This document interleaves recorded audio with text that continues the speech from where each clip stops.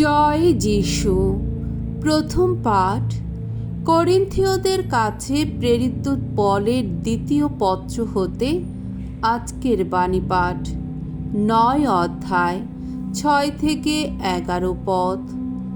ঈশ্বর তাকেই ভালোবাসেন যে আনন্দের সঙ্গেই দান করে।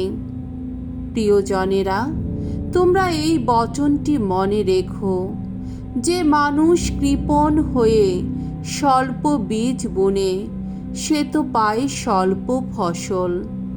যে মানুষ উদার হয়ে বেশি বীজ বুনে সে তো পায় অনেক ফসল। সুতরাং যে যতটা দেবে বলে মনে মনে স্থির করেছে সে ততটাই দিক। তা দিক অনিচ্ছায় নয় কিংবা বাধ্য হয়ে নয়, কেননা ঈশ্বর তাকেই ভালোবাসেন যে আনন্দের সঙ্গেই দান করে।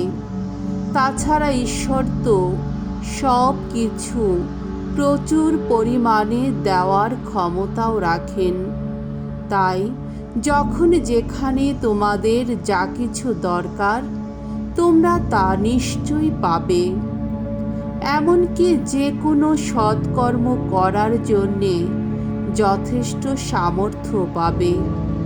শাস্ত্রে তো লেখায় আছে, ধার্মিক জন উদার হাতেই দিয়েছে, দরিদ্রের হাতেই দিয়েছে, তার ধার্মিকতা হবে চিরস্থায়ী।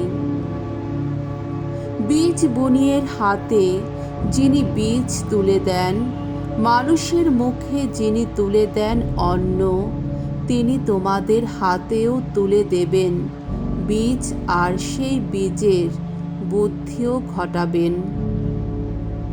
সুপ্রচুর করে তুলবেন তোমাদের ধার্মিকতার ফসল। তখন শত সম্পদে ধনবান হয়ে তোমরা শতভাবেই বদান্যতা দেখাতে পারবে।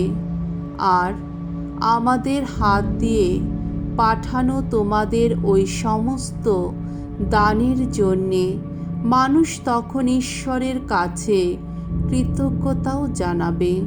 প্রভুর বাণী। ঈশ্বরকে ধন্যবাদ। সাম সঙ্গীত 112 অধ্যায় 1 থেকে 4 পদ এবং 9 পদ। ধন্য সে মানুষ ভগবানকে যে করে সম্ভ্রম। ধন্য সে মানুষ ভগবানকে যে করে সম্ভ্রম, তার আদেশ পালনেই যার পরম আনন্দ। তার বংশ পৃথিবীতে শক্তিশালী হবে। সত্যনিষ্ঠ মানুষের কুল আশিস ধন্য হবে। তার ঘর ভরে উঠবে ঐশ্বর্যে সম্পদে। তার ধার্মিকতা হবে চিরস্থায়ী। সত্যনিষ্ঠ যে মানুষ, তার চলার পথে অন্ধকারেও আলো ফোটে। সে যে দয়ালু দরদি, সে যে ধার্মিক মানুষ। দরিদ্রকে সাহায্য দানে সে কত উদার। তার ধার্মিকতা হবে চিরস্থায়ী। সে মাথা তুলে দাঁড়িয়ে থাকবে মহা গৌরবে। বাণী বন্দনা। জয় জয় প্রভুর জয়। কেউ যদি ভালোবাসে আমায়, তাহলে সে মেনে চলবে আমার আদেশ। তাই আমার পিতাও তাকে ভালোবাসবেন এবং আমরা তার কাছে এসে থাকব তখন। জয় জয় প্রভুর জয়। মথি রচিত মঙ্গল সমাচার 6 অধ্যায় 1 থেকে 6 পদ, 16 থেকে 18তম পদ। ভিক্ষা দান, উপবাস ও প্রার্থনা যেন লোক দেখানো ব্যাপার না হয়। যিশু একদিন তার শিষ্যদের বললেন, সাবধান, সকলের সামনে নিতান্তই লোকদের দেখাবার জন্যে কোনো ধর্মকর্ম করতে যেও না।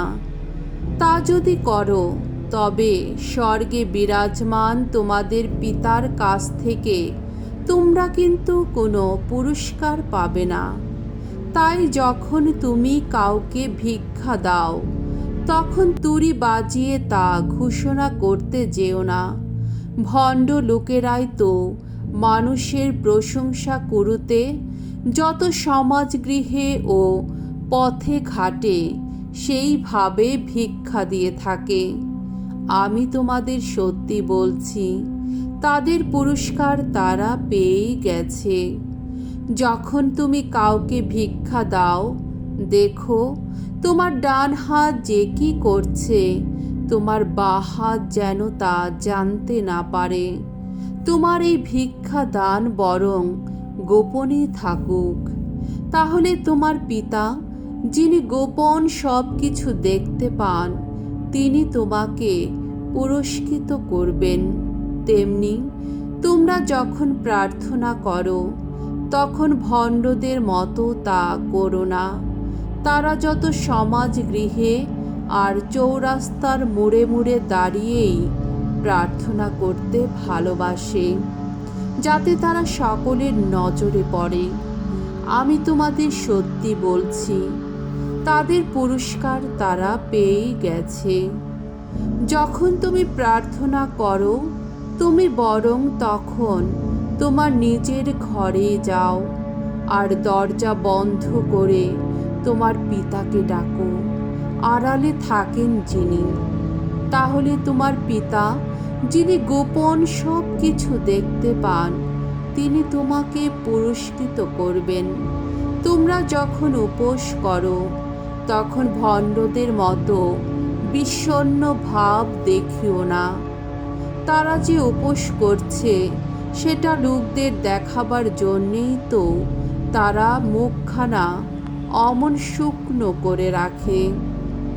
আমি তোমাদের সত্যি বলছি, তাদের পুরস্কার তারা পেয়ে গেছে। যখন তুমি উপোস করো, তুমি বরং তখন মাথায় তেল মেখো, চোখ মুখ ধুয়ো, যাতে তুমি যে উপোস করছো মানুষ যেন তা জানতে না পারে। যেন জানতে পারেন শুধু তোমার পিতা, আড়ালে থাকেন যিনি। তাহলে তোমার পিতা, যিনি গোপন সব কিছু দেখতে পান, তিনি তোমাকে পুরস্কৃত করবেন। প্রভুর মঙ্গলময় বাণী। খ্রিস্ট প্রভু তোমার প্রশংসা হোক।